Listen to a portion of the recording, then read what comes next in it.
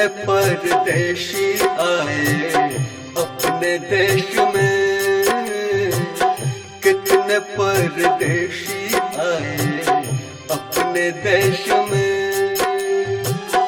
मौत का सामान लाए संदेश में, कितने परदेशी आए अपने देश में, कितने परदेशी आए अपने देश में।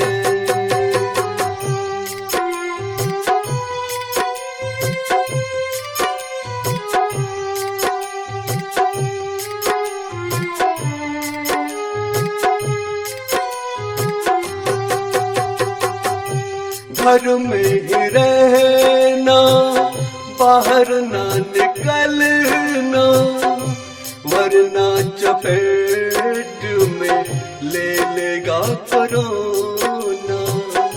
घर में ही रहना, बाहर ना निकलना, वरना चपेट में ले लेगा कोरोना। मिलना जुलना छोड़ रहना परहेज में, कितने परदेशी आए अपने देश में, कितने परदेशी आए अपने देश में।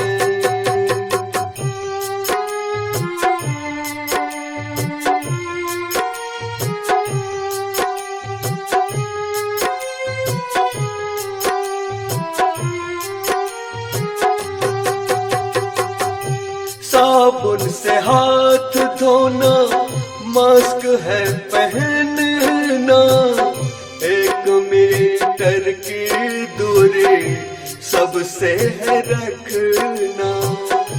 साबुन से हाथ धोना, मास्क है पहनना, 1 मीटर की दूरी सबसे है रखना। सैनिटाइज करते रहो सेफ में, कितने परदेशी आए अपने देश में, कितने परदेशी आए अपने देश में।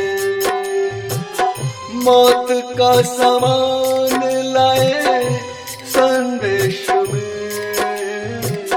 कितने परदेशी आए अपने देश में, कितने परदेशी आए अपने देश में।